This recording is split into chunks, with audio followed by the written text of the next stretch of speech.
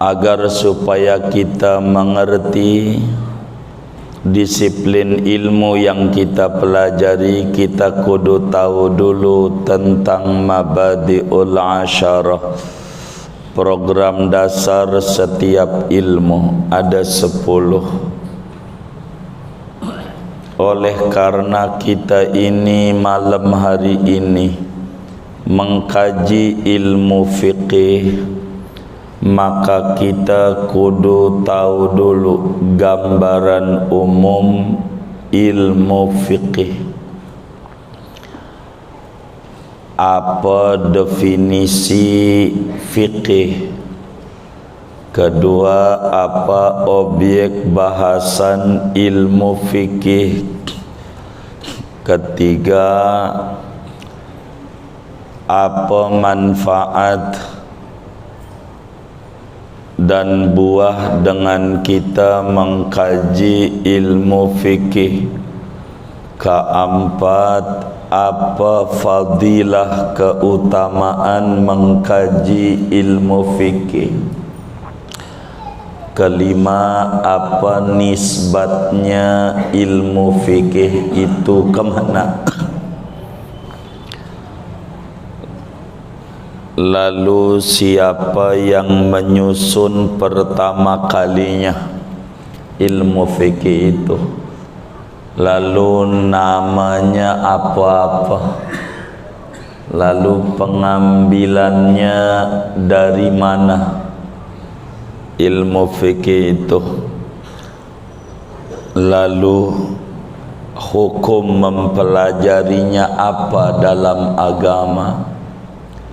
Ke-10, materi-materinya apa-apa. Inilah gambaran tentang ilmu fikih, saudara.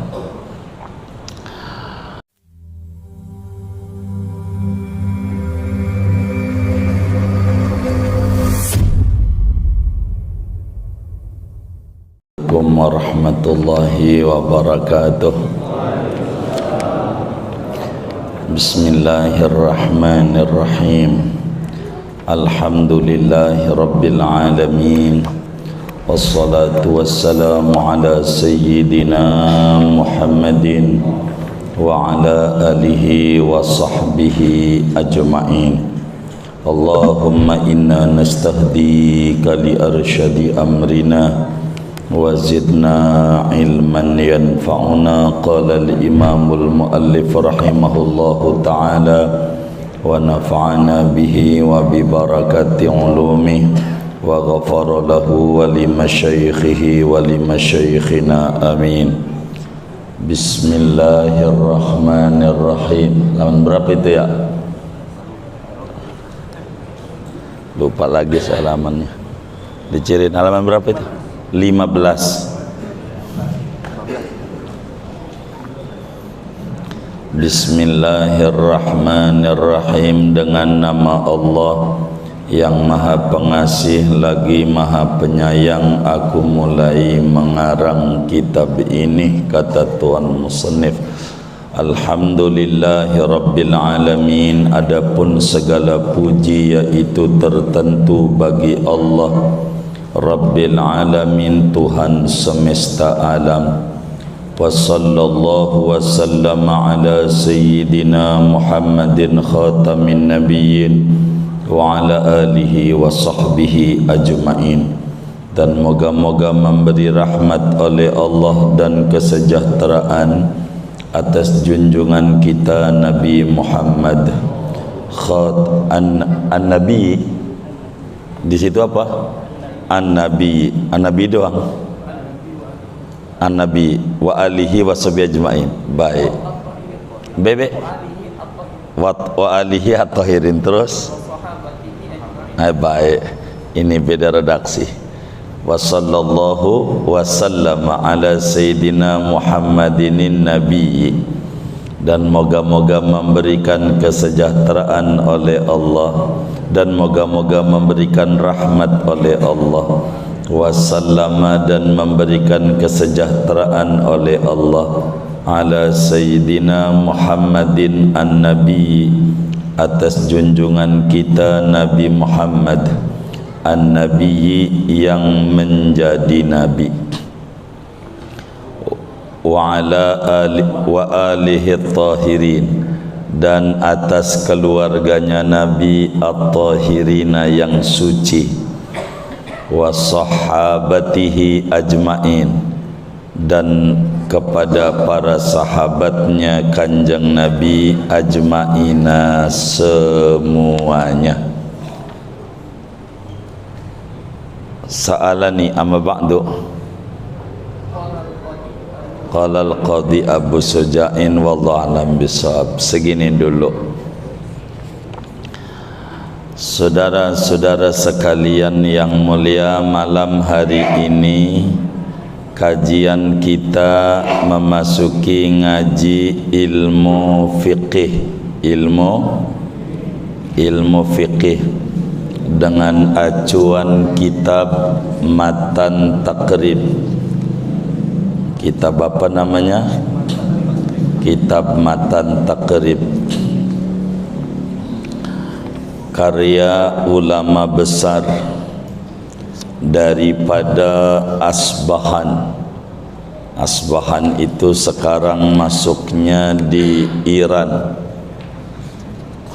Qadhi Ahmad bin Husain Al-Asfahani, ulama besar Ahmad bin Husain Al-Asfahani, ulama yang lahir tahun 433 Hijriah di Basrah di Irak. Kelahirannya di Irak.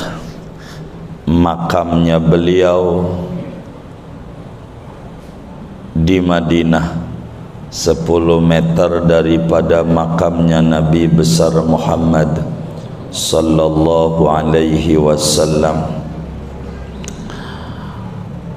Beliau jadi tukang sapu Masjid Nabawi sesudah menjabat sebagai gubernur.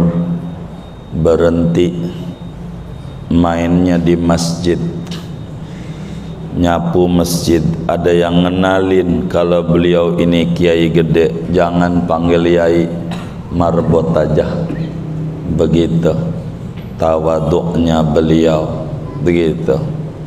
Kalau kita mau marbot enggak dipanggil ustad, marah lagi. Ya Allah. Beliau meninggal tahun 593 Hijriah. Hampir 1000 tahun kitab ini di zaman ini, hampir 1000. Makamnya di pintu keluar, kalau saudara ziarah ke Nabi, di pas pintu itulah makam beliau. Beliau punya umur dalam satu riwayat itu 100 tahun lebih, tapi giginya enggak ada yang copot barang itu, kulitnya enggak keriput, rambutnya enggak ubanan, rambutnya. Waktu ditanya kenapa giginya enggak ada yang copot, matanya aja lamur enggak. Ditanya kenapa Tuhan, beliau jawab, ma asaitullaha bi'udwin minha falamma hafidtuha fi sigari an ma'asillahi hafidhahallahu ta'ala fil kibari. Saya dari kecil belum pernah maksiat, dari kecil. Jadi karena saya jaga anggota tubuh saya ini dari kecil, akhirnya Allah jaga juga. Enggak ada yang copot gigi, enggak ada. Kita mah belum tua-tua amat udah metik. Apa metik? Apaan? Ompong. Begitu. Karena maksiat mulu. Allahumma gfir lana. Saudara sekalian, yang bagi likulli syari'in fi fannin an yatasawwarahu qabla syuru'i fihi liyakuna ala basiratin fi ilmihi, seyogianya bagi tiap-tiap orang yang memasuki satu disiplin ilmu menggambarkan terlebih dahulu, diurai dulu tentang disiplin ilmu yang dipelajarinya, agar supaya dia lebih waspada, lebih mendalam, lebih menyerap, dirasa lebih bermakna di dalam kajian yang dia pelajari, agar supaya kita mengerti disiplin ilmu yang kita pelajari. Kita kudu tahu dulu tentang mabadi'ul asyarah, program dasar setiap ilmu. Ada 10. Oleh karena kita ini malam hari ini mengkaji ilmu fiqih, maka kita kudu tahu dulu gambaran umum ilmu fiqih. Apa definisi fiqih? Kedua, apa objek bahasan ilmu fikih? Ketiga, apa manfaat dan buah dengan kita mengkaji ilmu fikih? Keempat, apa fadilah keutamaan mengkaji ilmu fikih? Kelima, apa nisbatnya ilmu fikih itu kemana?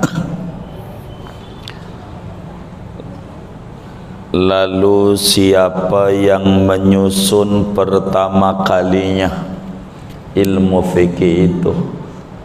Lalu namanya apa-apa? Lalu pengambilannya dari mana? Ilmu fikih itu.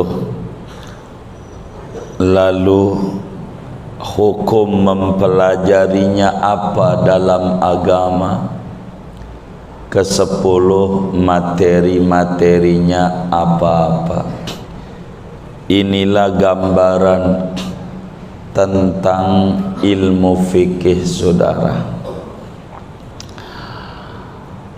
Perlu diketahui bahwa definisi fikih ada 2. Yang pertama menurut bahasa, yang kedua menurut terminologi agama.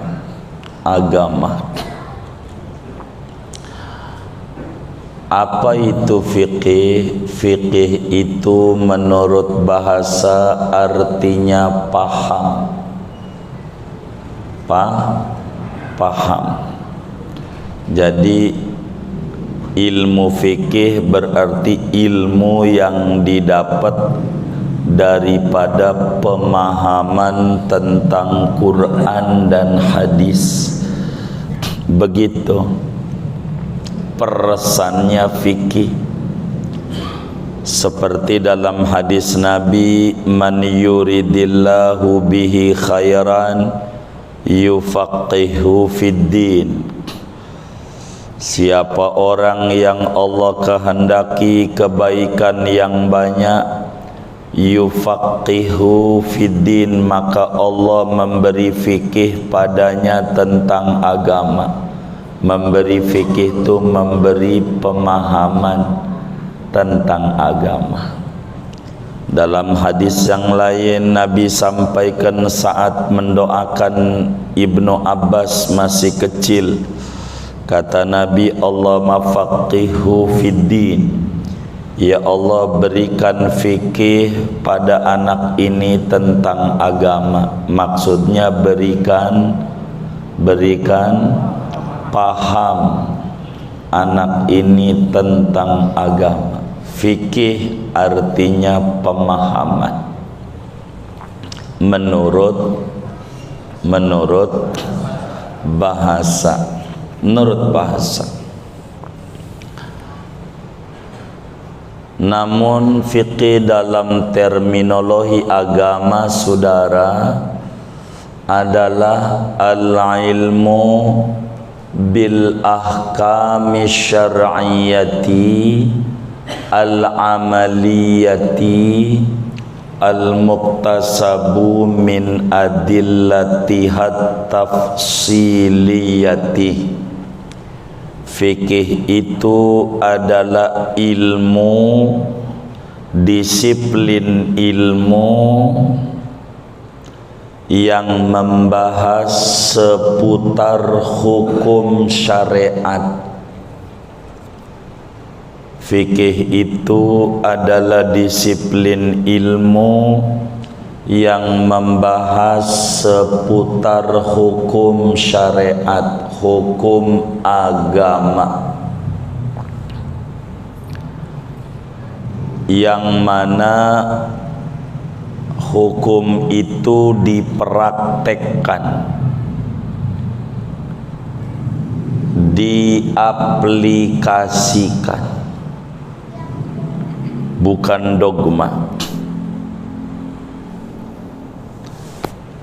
Yang mana ilmu itu diambilnya dari dalil-dalil agama yang terperinci, yang definitif. Jadi fikih itu saudara nama satu disiplin ilmu yang isinya tentang hukum agama. Bahasa kitanya fakultas hukum. Ini hukum aja, hukum syariat, yang mana hukum itu jumlahnya ada 5. Hukum syarak taklifi ada 5.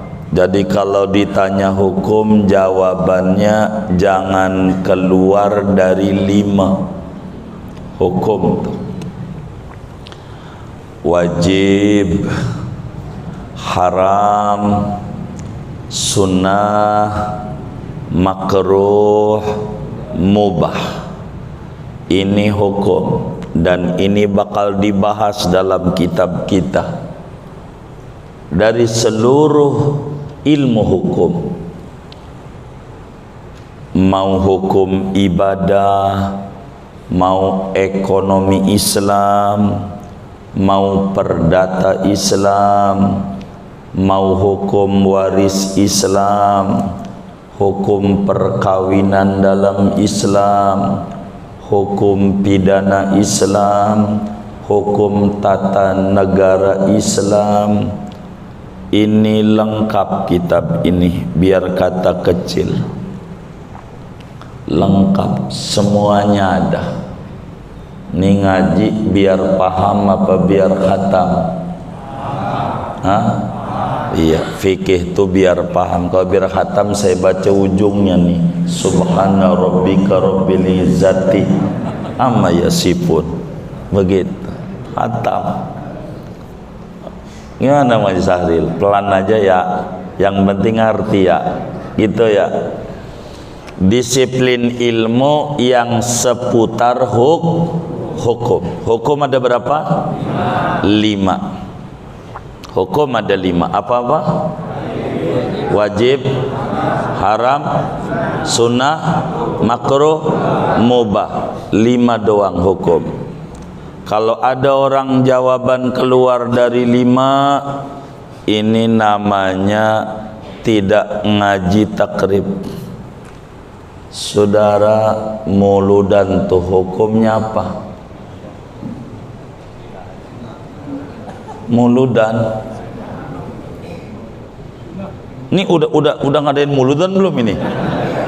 Hah? Udah. Udah tuh kudu tahu hukumnya. Hukumnya apa itu?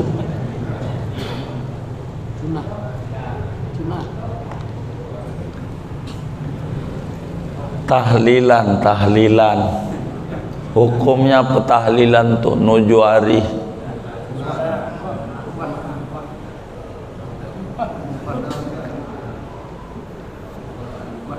Segini aja nggak kompak, gimana menang nih gubernur nih?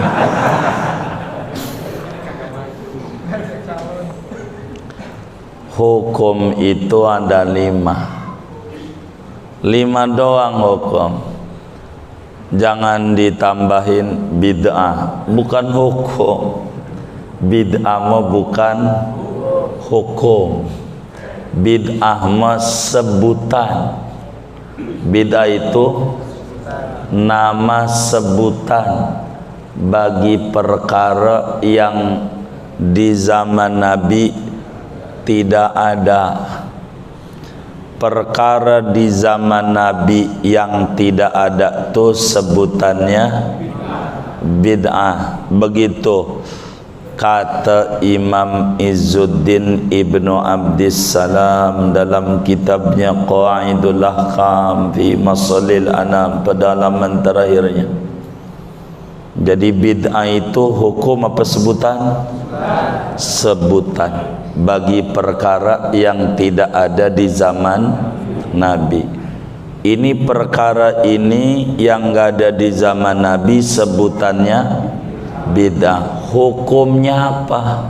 Hukumnya akan mengikuti hukum agama yang 5. Bila perkara baru itu masuk pada kaedah wajib, namanya bid'ah. Namanya bid'ah. Namanya bid'ah. Ini bagaimana ya? Jadi yang namanya hukum ada berapa? 7 apa 8? Oh 5. Begitu. Ada berapa? 5. Apa-apa? Wajib, haram, sunnah, makruh, mubah. Kalau bid'ah apa? Sebutan. Sebutan apa? Perkara yang tidak ada di zaman Nabi. Perkara yang nggak ada di zaman Nabi ini ada hukumnya. Ada hukumnya. Hukumnya apa? Mengikuti hukum agama yang ada 5. Bila perkara itu masuk pada rumusan wajib, namanya bid'ah. Namanya bid'ah. Hah? Namanya di bagaimana ya? Nambah Nabi ada 6 hukum. Hukum ada berapa? Tuh 5. Yang enggak ada di zaman Nabi sebutannya apa? Bid'ah. Perhatiin, barang yang enggak ada di zaman Nabi itu ada hukumnya. Ada hukumnya. Hukumnya apa? Mengikuti masuk pada kaedah mana dari hukum yang ada. Bila masuk pada kaedah wajib, namanya bid'ah wajib. Kalau masuk pada yang haram, bid'ah haram. Bid'ah sebutannya, hukumnya haram. Kalau masuk kaidah sunnah namanya bid'ah sunnah. Bid'ah sebutannya, hukumnya sunnah. Kalau masuk pada kaidah makruh namanya bid'ah makruh. Bid'ah sebutannya, hukumnya makruh. Kalau masuk pada kaidah mubah namanya bid'ah. Bid'ah sebutannya, hukumnya. Jadi hukum ada berapa? 7 apa 8? 5. Bahaya. Jangan ini hukumnya bid'ah. Ini belum ngaji taket. Bid'ah mau bukan hukum tapi sebutan. Nama. Begitu. Tar ngobrolnya. Berhentiin dulu. Sabar. Boleh ditanya nanti. Boleh ditanya. Jadi bid'ah apa? Sebutan. bagi perkara yang tidak ada di zaman Nabi. Contoh, di zaman Nabi Quran itu tidak ada titiknya, enggak ada barisnya. Titik ba titik satu enggak ada, eta titik dua di atas enggak ada, baris apalagi enggak ada. Ampe Nabi meninggal dunia, Qurannya enggak ada titik, enggak ada baris, harokat syakal, baris begitu. Ampe Sayyidina Abu Bakar jadi khalifah kurang lebih 3 tahun ora ada. Ampe Sayyidina Umar jadi khalifah 10 tahun 6 bulan enggak ada. Sampai Sayyidina Utsman jadi khalifah pun kagak ada. Sayyidina Ali jadi khalifah kagak ada. Baru muncul titik dulu di zaman tabi'in, Yahya bin Ya'mur. Enggak ada di zaman Nabi. Timbul pertanyaan, saya mau singkat dulu. Tuh barisan Quran tuh ada enggak di zaman Nabi? Enggak ada. Maka barisan Quran tuh bid'ah enggak? Yang benar nih, bid'ah enggak? Kenapa? Enggak ada di zaman Nabi. Begitu. Enggak ada di zaman Nabi. Mau enggak Qurannya dibalikin biar enggak bid'ah kayak zaman Nabi, enggak ada barisannya? Mau enggak? Mau enggak? Mau enggak? Kenapa enggak mau? Ya Allah, boro Arab gundul, Arab gondrong kagak bisa baca, bener enggak? Masih susah. Ya, begitu. Gimana Arab gondol begitu. Tuh zaman Nabi enggak ada. Pertama kali muncul titik dulu. Lama di zaman Hajjaj bin Yusuf baru ada baris. Baru, apalagi iklab ijo, idhar kuning, ini lebih baru lagi nih, lebih baru lagi biar tahu. Adanya di Indonesia doang tuh, adanya baru tuh baru, gitu. Nah begitu. Ini bagaimana nih masuknya bid'ah wajib, nolongin orang biar bisa baca Quran. Kalau kagak bisa baca Quran kita, kagak ada titiknya, baitun apa yayayun apa tatatun, ya nggak ada titiknya. Kok bisa orang Arab kayak bahasa Sangsekerta, ular doang tuh di Jogja. Apa ini? Untung ada bawahnya, Malioboro, bisa baca kita. Kalau nggak ada bawahnya kita kagak ngerti. Gitu, bener nggak? Iya, kalau dia sih ngerti bahasanya, kayak huruf kanji Cina, coret-coret apa itu, untung ada di bawahnya gongsi pacai, bisa baca kita terjemahnya. Begitulah orang Arab, nggak ada baris, nggak ada titiknya, paham begitu. Makanya orang qiraat ada takmalun, ada yakmalun, begitu gitu, ada yakdaun, ada yukhadiun. Ya karena nggak ada baris, qiraatnya nanti banyak. Ada 14 qiraat cara baca Quran, yang boleh dipakai 10, yang masyhur 7. Qiraat sab'ah, tapi 10 resminya.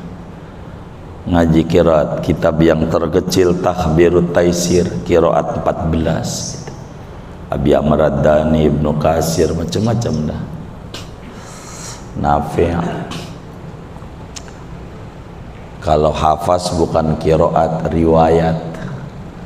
Muridnya Asim, ada hafaz, ada waros, begitu ya. Tuh udah tahu tuh, bid'ah tuh sebutan kayak sekolah tuh, kampus. Ada nggak zaman Nabi?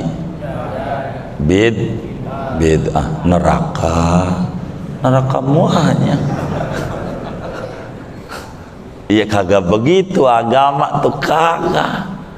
Nggak main salahin, nggak pikirin dulu, nggak ada. Nabi hajinya jalan kaki, kita kudu jalan kaki, copot. Nggak begitu. Begitu. Kapal bid'ah ini zaman Nabi nggak ada begitu. Handphone nggak ada, speaker kagak ada, speaker. Maka ada orang aspek anti speaker, karena speaker kagak ada zaman Nabi, tapi handphone punya. Bener gak? Nah ini kagak bener ini. Begitu. Ya entar nih kita ke depan. Jadi yang namanya fikih itu ilmu yang membahas seputar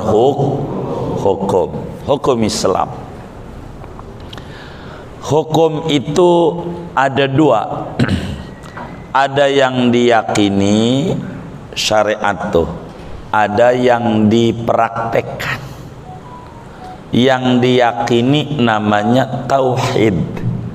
Berarti tauhid itu ilmu yang membahas hukum syariat yang diyakini, keyakinan. Ini mah kudu dipraktekin. Kalau sholat kudu ada ruku sujud, ya kudu ada ruku sujud. Peraturannya itu namanya hukum syariat, yang diambilnya dari dalil-dalil terperinci. Bila dalilnya global namanya usul fiqih, kalau terperinci sudah fiqih, udah jadi begitu. Kedua, apa objek bahasannya? Kajian fikih ini objek bahasannya apa? Maudhu'nya. Maudhu'nya adalah fi'lul mukallaf. Yang objek bahasannya perbuatan dan tindakan orang yang umurnya 15 tahun ke atas, akalnya sehat. Perbuatan ini nih yang bakal dikenakan hukum. Orang yang umurnya 15 tahun ke atas, akalnya sehat, bakal dikenain hukum. Begitu. Mau nulis apa aja bakal ada undang-undangnya. Begitu. Tidak boleh fura-fura, fara-fara, fufu-fafa, fura-fura, fara-fara. Begitu. Nah, nanti ada hukumnya. Muanya ada hukumnya. Nggak bisa. Termasuk hukum nyoblos nih bagaimana? Begitu. Begitu. Milih mana? Ini ada aturannya. Islam mengatur seluruhnya. Dari mulai bangun tidur sampai tidur kembali, kalau umurnya 15 tahun ke atas, akalnya sehat, tidak lepas dari hukum yang lima. Begitu, hukum yang lima. Hukum yang lima. Begitu, yang lima. Quran kalam Allah. Kalam Allah, Quran. Begitu. Rawi kitab sejarah Nabi. Rawi sejarah Nabi. Azab, Simtud Durar, Daibai, Barzanji, Diaul Lami, apa ya, ada 500 lebih kitab rawi. Nah, Quran sama kitab rawi tinggian mana? Tinggian mana? Quran. Tinggian Quran. Yang benar nih. Emang apa? Oh, firman Allah. Ada orang lagi baca rawi ngerokok, matiin, baca Quran kagak. Tinggian mana? Begitu. tiga rawi Quran, namanya Quran. Bila baca reweja suruh matiin, baca Quran matiin. Tuh mah sambil ngerokok, toyib aja. Sampai 3 tahun kagak pulang tuh toyib. Begitu. Ini nanti kena hukumannya, nggak bakal lepas dari hukum. Tapi umurnya 15 tahun ke atas. Ini udah 15 tahun belum kena hukum. Begitu. Kalau negara kita 17 baru boleh bikin KTP, bener nggak? Jadi beda dewasanya. Begitu. Termasuk orang yang nyengir mulu, itu namanya bebas roaming, nggak kena hukum yang nyengir mulu tuh. Bener nggak? Begitu, nggak ada hukumnya. 3. Apa manfaatnya ngaji fikih? Manfaatnya ngaji fikih itu adalah imtithalu awamirillahi wajtinabu nawahihi. Manfaatnya ngaji fikih itu kita bisa menjunjung tinggi perintah Allah dan menjauhi larangannya. Inilah tujuan ngaji fikih, biar kita menjadi orang yang bertakwa, biar kita bisa menjunjung tinggi perintah Allah dan bisa menjauhi larangan Allah. Bagaimana mungkin kita bisa menjunjung tinggi perintah Allah bila mana perintahnya nggak tahu mana yang diperintahkan itu? Inilah bakal diomongin. Bagaimana mungkin kita bisa menghindari larangan Allah bila kita nggak tahu mana larangannya? Maka ilmu fikih itu ilmu membahas perintah dan larangan. Itu begitu. Sehingga manusia berujung dapat kebahagiaan dunia dan akhirat. Yang ngaji fikih bakalan masuk surga. Enggak bisa orang masuk surga kalau enggak ngaji fikih. Gimana? Enggak tahu peraturan. Biar dia tahu peraturan. Lalu apa fadilahnya ilmu fikih? Kalau kita ngaji, fadilahnya orang itu bakalan meninggal husnul khotimah, masuk surga. Masuk surga. Kata Nabi, man yuridillahu bihi khairan yufaqihu fiddin. Allah bila menghendaki seorang anak manusia penuh kebaikan, mati membawa iman Islam, maka diberikan jalan mudah belajar ilmu fikih tentang agama, memahami agama. Maka yang ngaji fikih itu alamat husnul khotimah. Yang ngaji fikih itu begitu. Datanglah kita di majelis ilmu fikih. Kita datang di majelis zikir 70 kali, ama ngaji ilmu fikih sekali, ganjarannya gedean sekali di fikih, ama 70 kali di majelis zikir. Kita zikir ilu ambil subuh tuh dari Isya belum berhenti kecuali adzan subuh 70 kali. Ama ngaji fikih masih gedean ngaji fikih. Mana keuntungan ngaji fikih ini? Fadilahnya lagi, ibadahnya diterima sama Allah. Amin ya rabbal. Diterima. Alamatu qabulil ibadah, indikator ibadahnya diterima. Kenapa?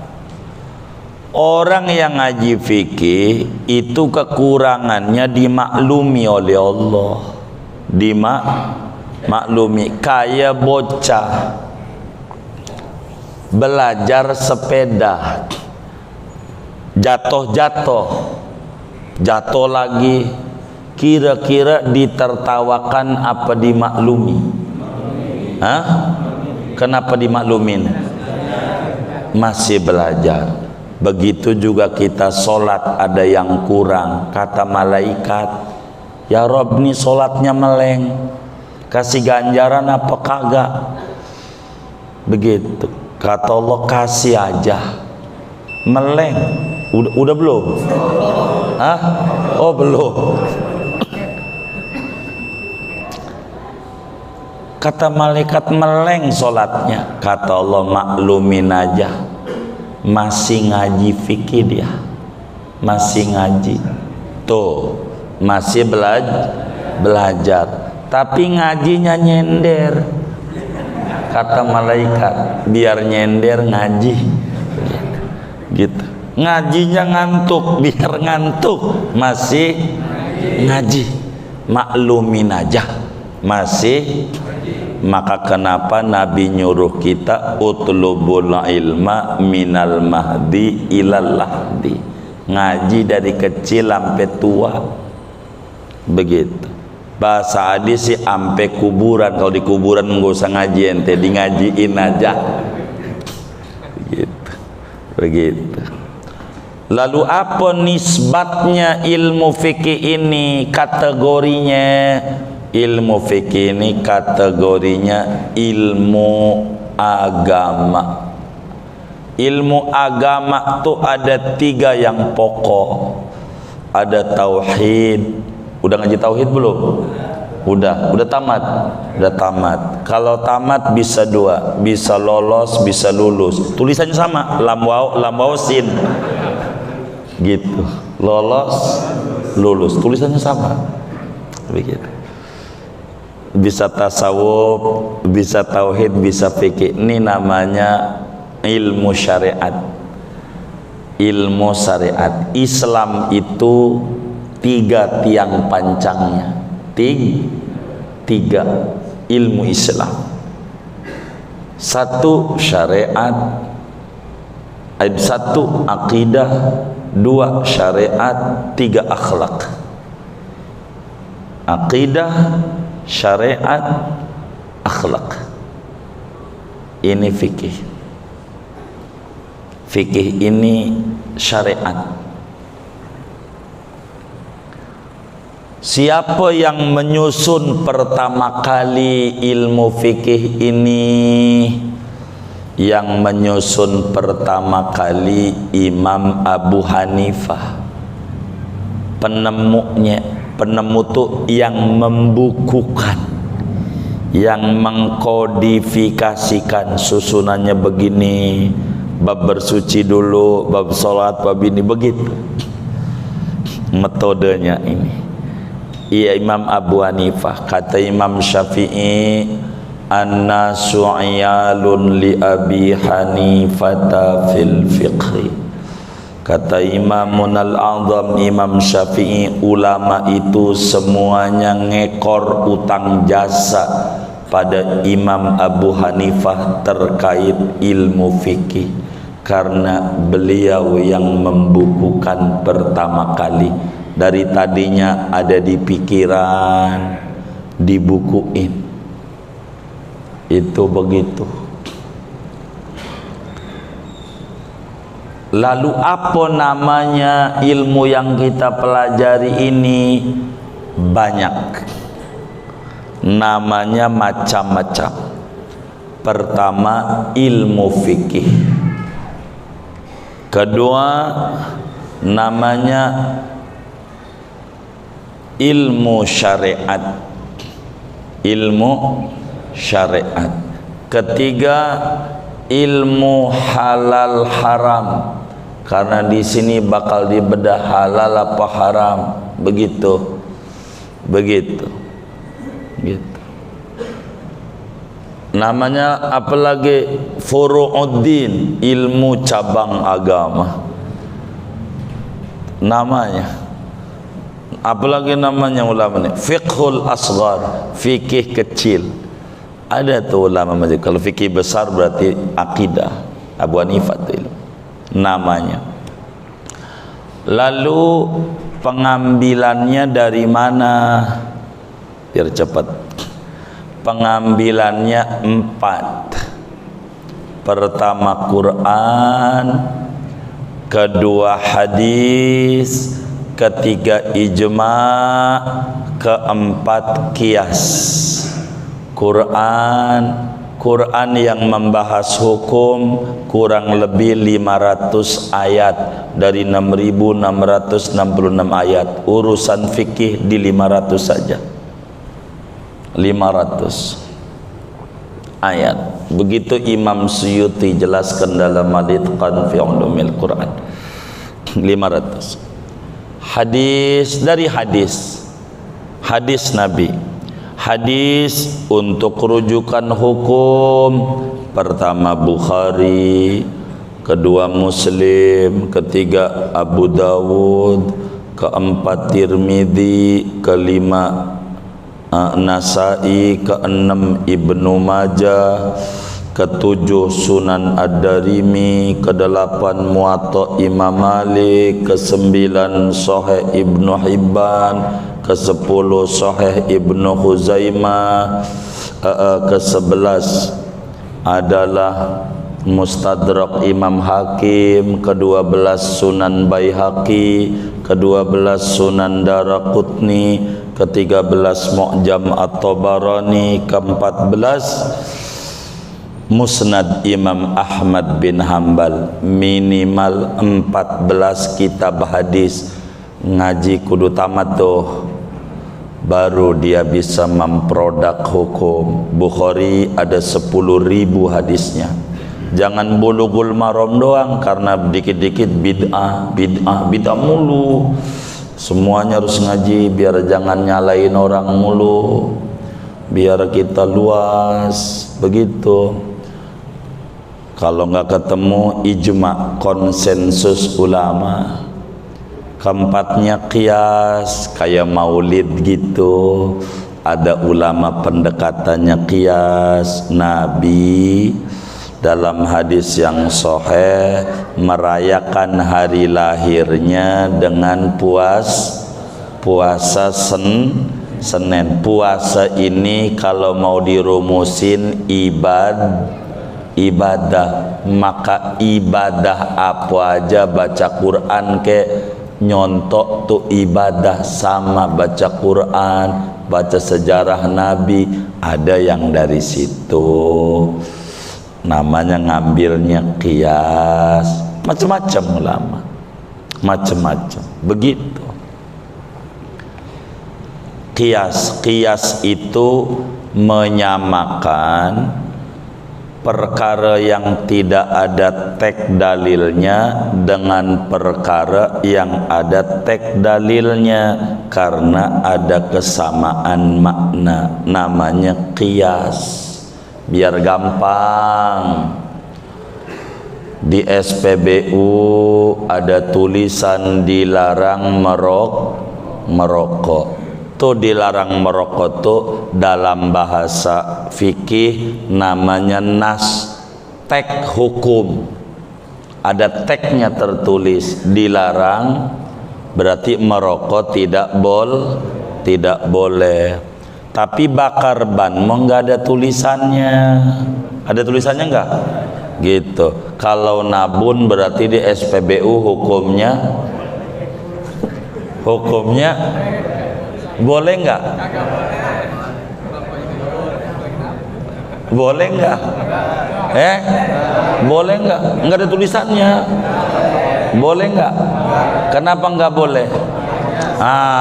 Merokok aja api yang kecil enggak boleh, apalagi nabun. Hukum tuh enggak perlu ditulis semuanya.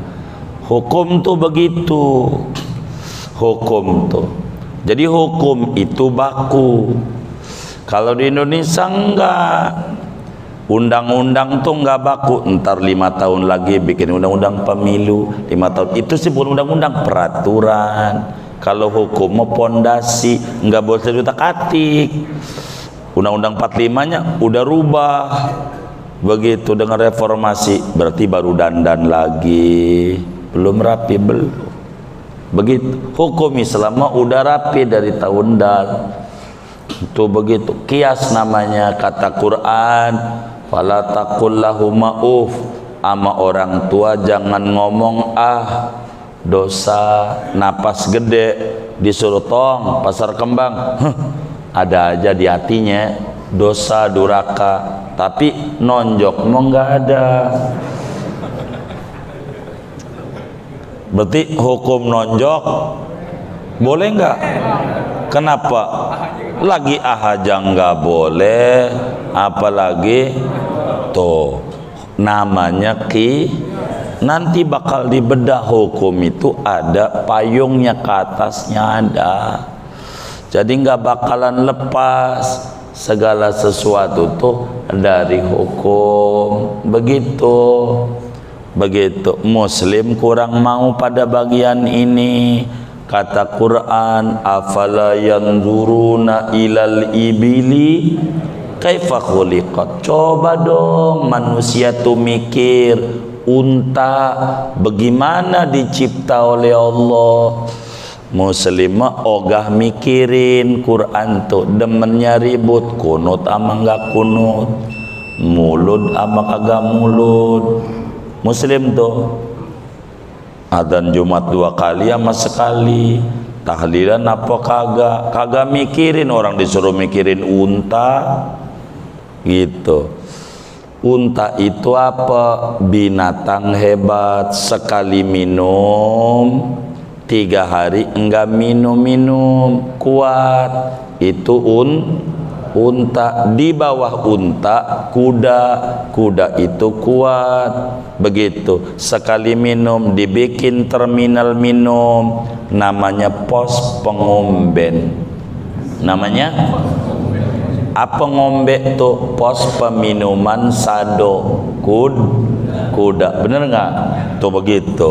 Ini unta tuh sekali minum 3 hari enggak minum. Pikirin, Muslim kagak mau mikirin, demennya ribut, yang mikirin Jepang bikin kijang.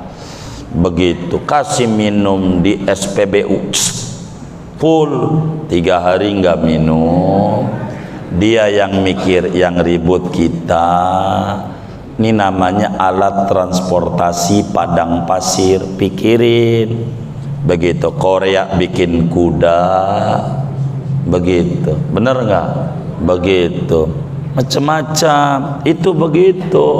Suruh mikir. Muslim nggak mau mikirin, maunya ribut aja. Sekarang ributin nasab, putus apa kagak. Ini repot. Bang Haji Wahab udah diri nih, belum kelar saya. Udah belum nih? Udah, ya udah. Ya masih panjang nih. Baru berapa tuh? 8 kurang 2, nanti aja. Yang 2 nanti ingetin saya. Bismillah belum kita bahas. Pelan-pelan. Kan nyanyinya pelan-pelan, bener nggak? Segini aja ngaji kita. Baik. Besok lanjutin 2 lagi.